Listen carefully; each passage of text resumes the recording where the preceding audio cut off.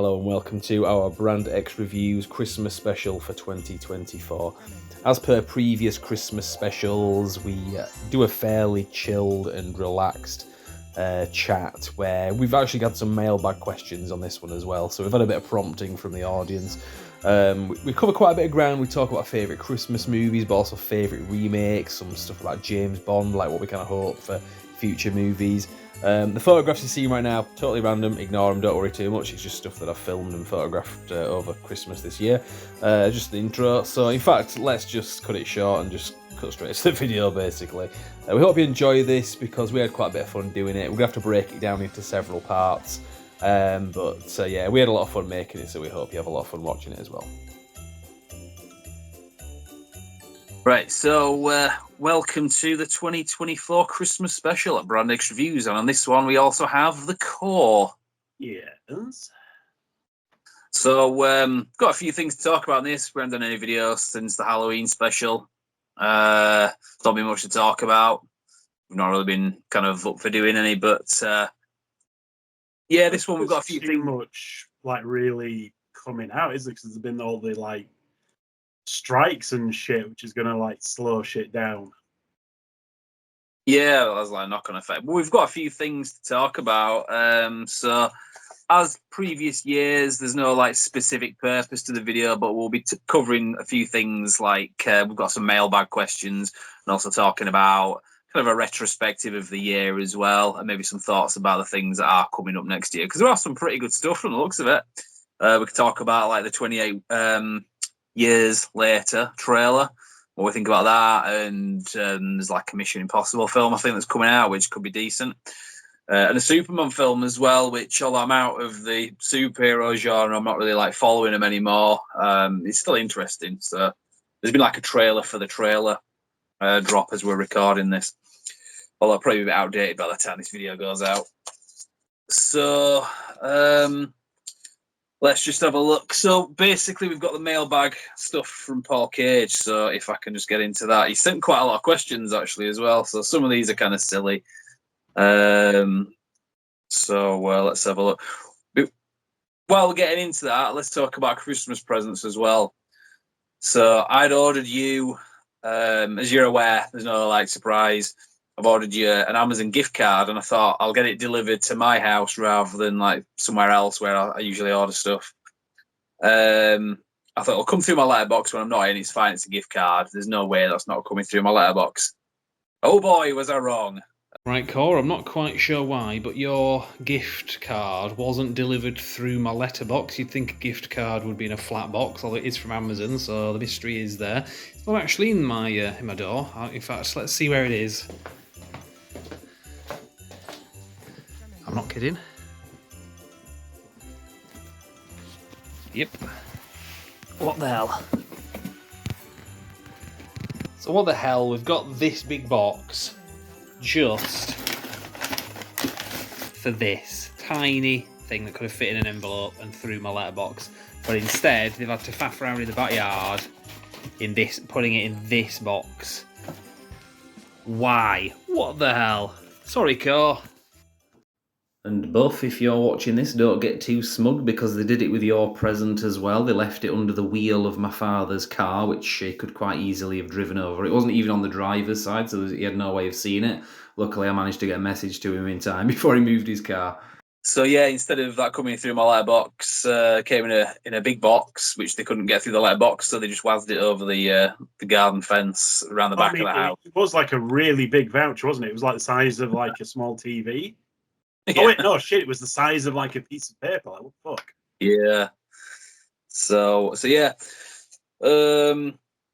just weird stuff that you get like that, on whether it's Christmas or whatever. So luckily, it didn't get stolen, so your Christmas present is still intact anyway. So this year, I did that with some books. Just threw it over the fence into the backyard. Like into a nice big puddle of water, with just the place you want books stored. And unfortunately, it hadn't even been raining that day. It turned out that earth had been in your back garden. So, and unfortunately, the books were for the both as well. So, needless to say, he was not amused. So yeah, Paul Cage's questions. Let's get into these. So he's got a few of them.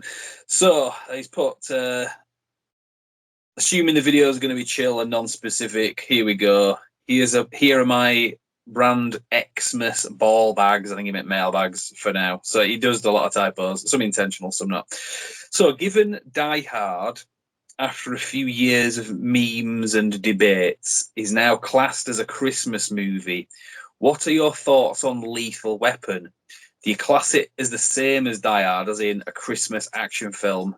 And which do you prefer? I'll take the lead on that.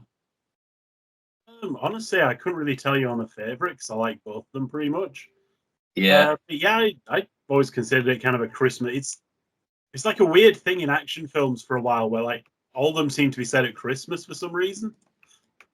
Yeah, I think it was a Shane Black influence, whether or not he wrote them. I know he did Lethal Weapon. I don't think he did Die Hard, but which one came first? Lethal Weapon came first. That was 87 from memory. Die Hard was 88. Not that one copied the other, but yeah, there's definite formula there for action films. I think really, I mean, my thing with Die Hard is that if I was going to go with that it's not a Christmas film, it would be because Christmas films, ones that I would say most people would agree are Christmas films like Home Alone, Miracle on 34th Street, whatever. You tend to only want to watch them on Christmas. It just feel weird and jarring for a lot of people watching it any other time of the year, like in June, July, or whatever. Die Hard, on the other hand, I could get on board with watching that in the summer. So if I was going to say it's not a Christmas film, that would be the reason why.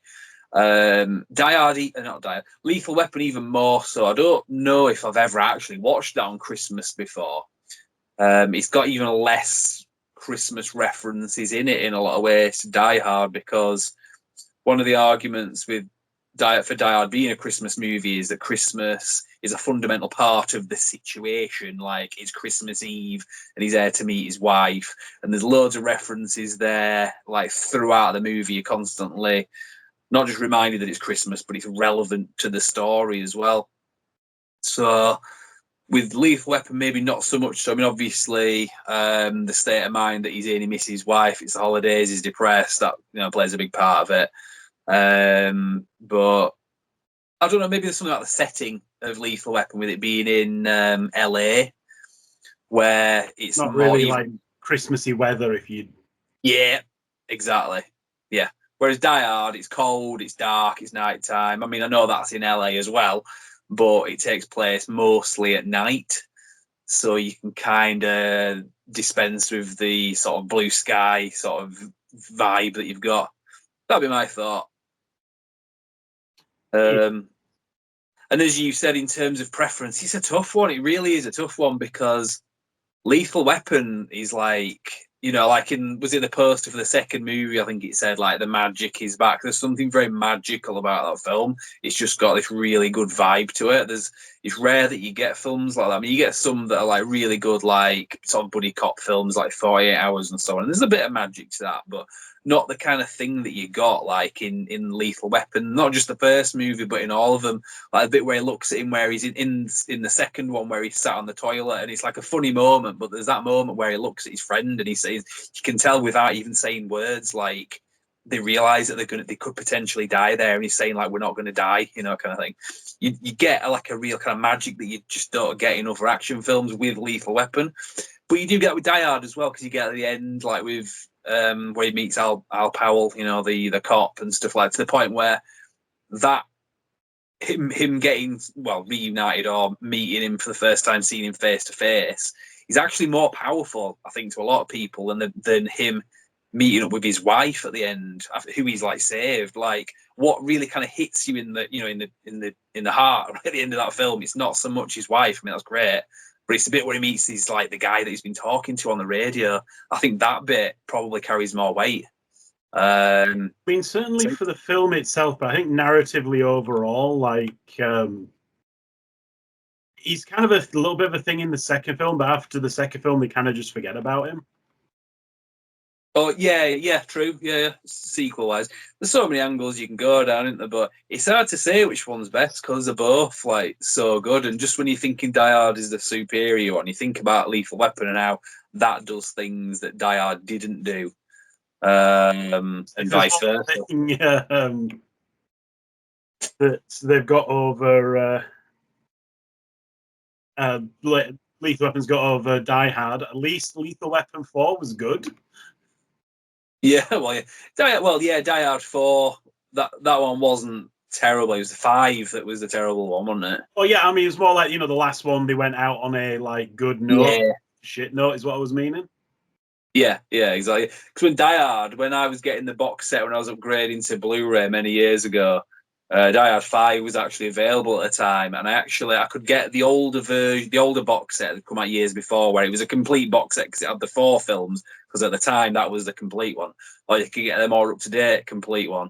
I actually paid more to have the quadrilogy, the 4 movies in a box set, because I did not want like number 5 like in my house. It was the shit version of number 5 as well, which is the bizarre thing. Yeah, it's weird. Anyway, we'll move on. So Paul always put Wolf Marine. He's put that on purpose. He meant Wolverine. Which is your favourite standalone Wolverine film? Given they are mostly shite, have fun. So I don't know, mostly shite. I know that's a thing. Like a lot of people don't like the X-Men Origins Wolverine film from 2009. I quite like it. X-Men Origins Wolverine, then like Logan. Like, am I forgetting one?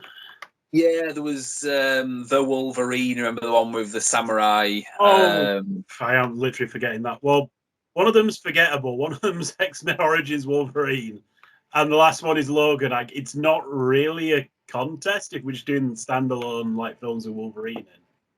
Yeah, that's pretty much. I mean, I quite like that the second one where he's in Japan. I thought it was pretty good. It's got one of those dumb things of like they obviously thought this was a brilliant idea, like, oh, we're going to chop his adamantium claws off, so he's got bone claws. Not a thing beyond that film. Like, you guys stop fucking doing that, like, seriously. Yeah, like I said, it was one of them films. It was a bit like Terminator 3. It was, in fact, it felt like an early 2000s film. It felt like a Blade movie or something. Maybe not as good as Blade 1 and 2, but it was one of them things where it was an okay film, but with some pretty good like bits in it, like the bit where he's on top of the maglev train in Japan, the bullet train or whatever it is.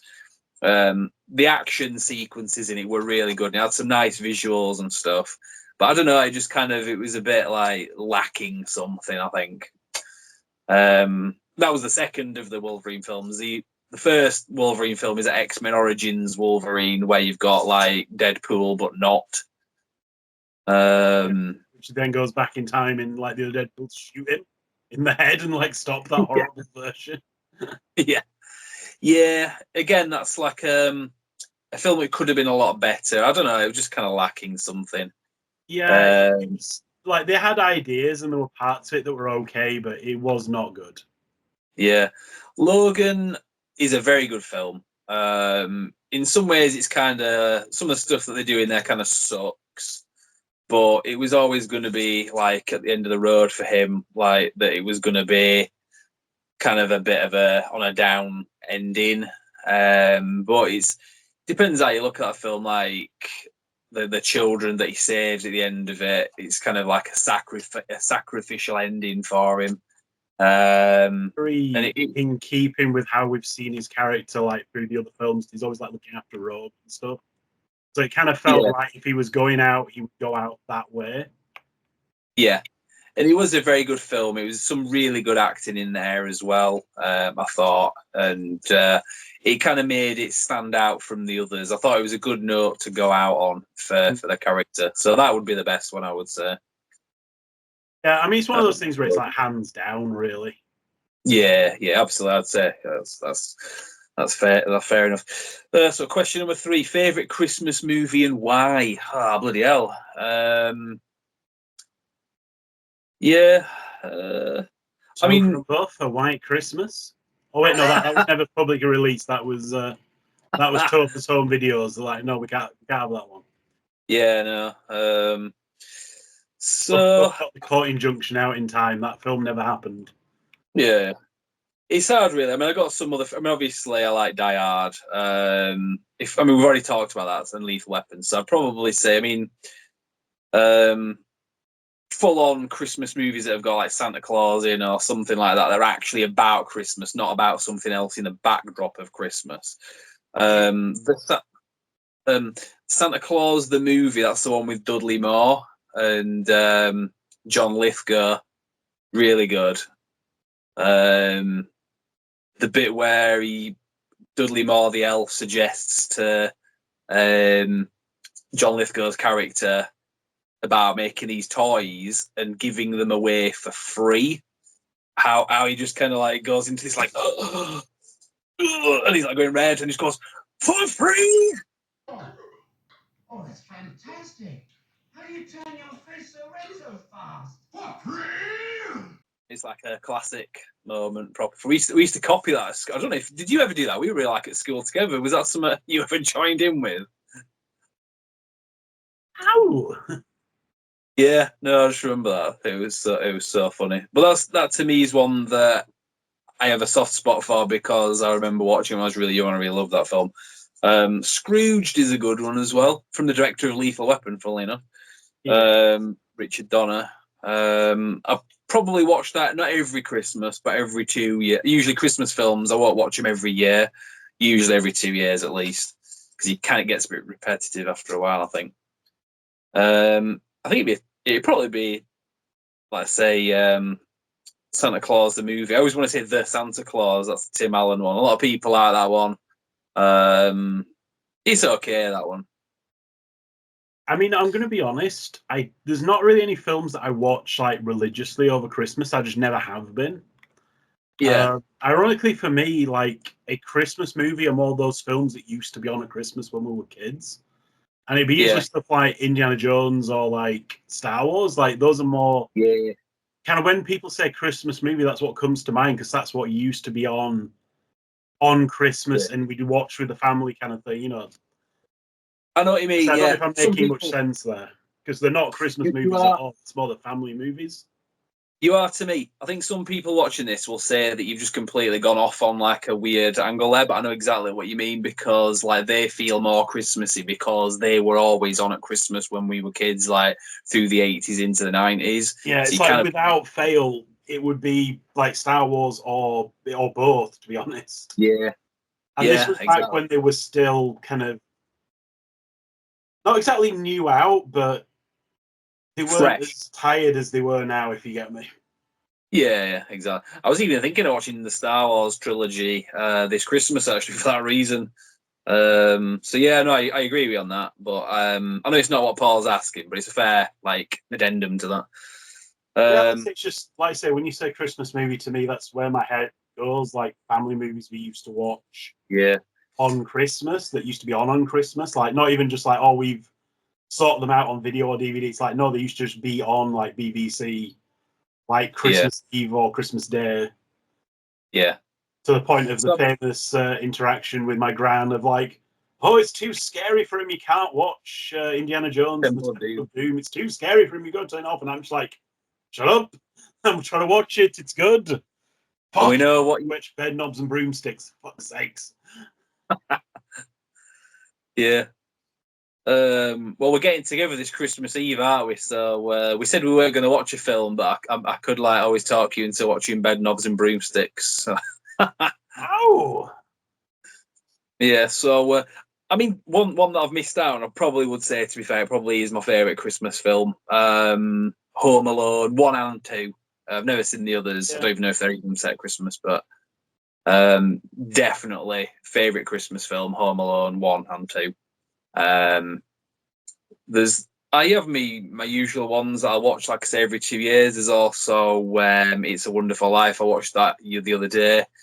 There's some alternate ones. Black Christmas, which is kind of like the movie that came out before the original John Carpenter Halloween, whereas Halloween is obviously set at Halloween. Black Christmas is set at Christmas, and it's got a similar vibe to Halloween as well. In a lot of ways, a kind of slasher film, like young females getting stalked kind of thing. Good film, the original. Don't watch the remakes. Apparently they're crap and woke. There's also Fat Man, which I think I did a review of when it came out in 2020, the Mel Gibson one where he plays Santa Claus. Again, I watch that every couple of years. I strongly recommend that. It's a good film. So I know I dominated that question a little bit, but like you say, you're not too big into Christmas. Like I say, I've never really been a big, Christmas movie Yeah. guy. You get me? Yeah. You can't eat popcorn to a Christmas movie. That's what Paul Cage would joke.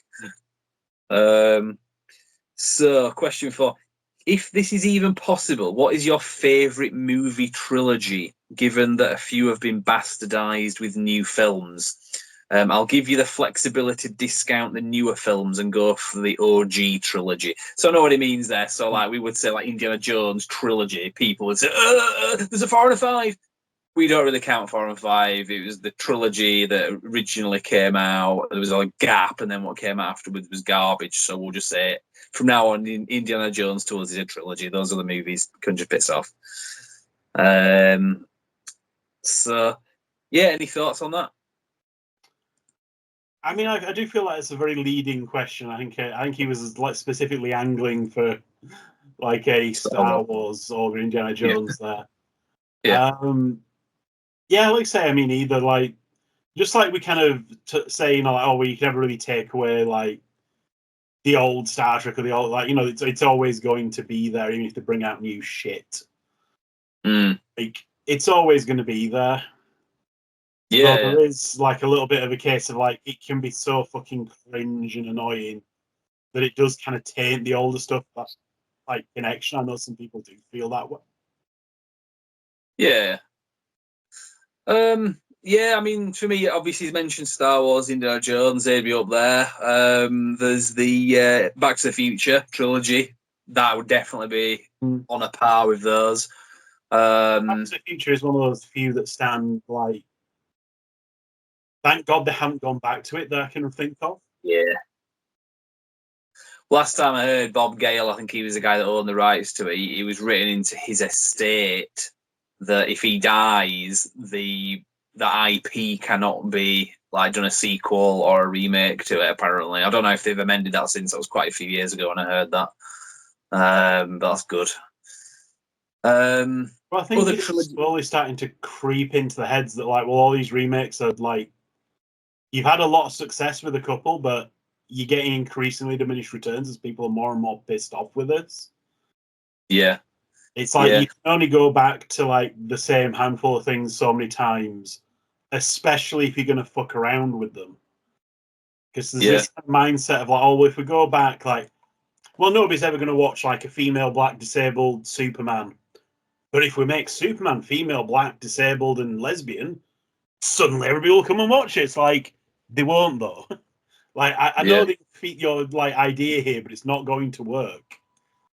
You just like making the original kind of shitting by like connection. Exactly, yeah, they just dragged the name. They were lucky with Ghostbusters, like that they didn't just ruin the brand, like to the point where they couldn't even bring out Ghostbusters Afterlife. But luckily, they were able to rescue it.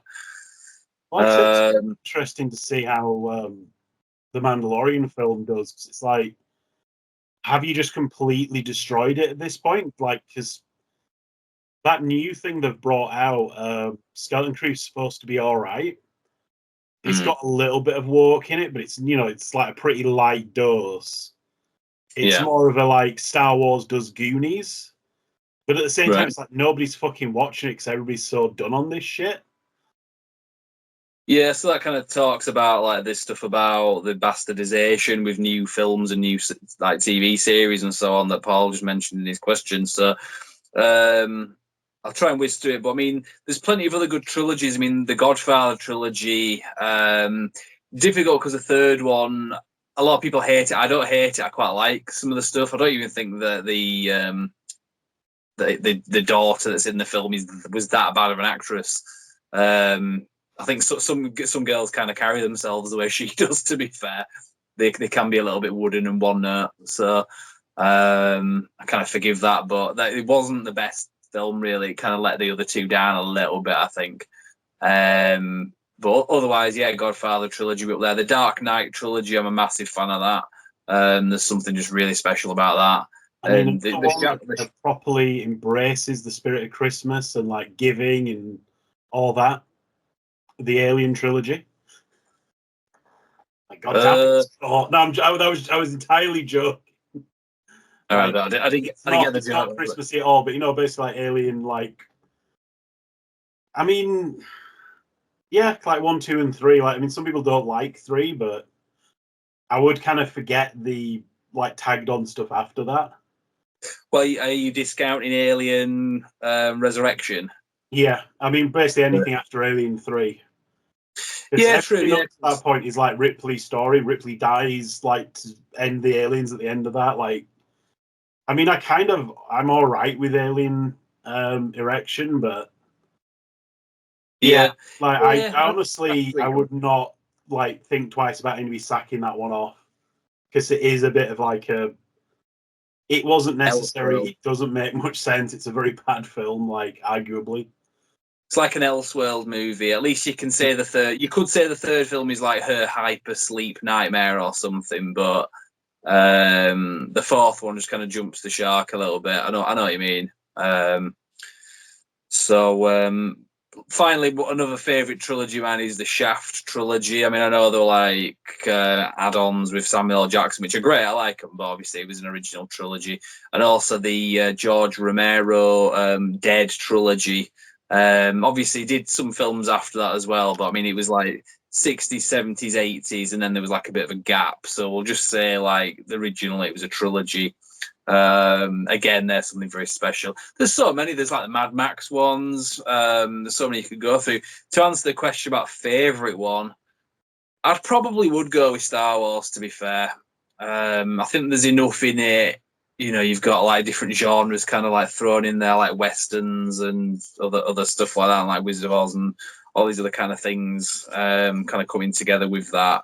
So you kind of get a bit of everything in that movie, in that trilogy. And it's just one that's close to my heart because I grew up with it, whereas a lot of the other ones came along later on, didn't leave an impression on me as such. So I'm not saying it's the best trilogy ever, but it's my favourite. That was the question.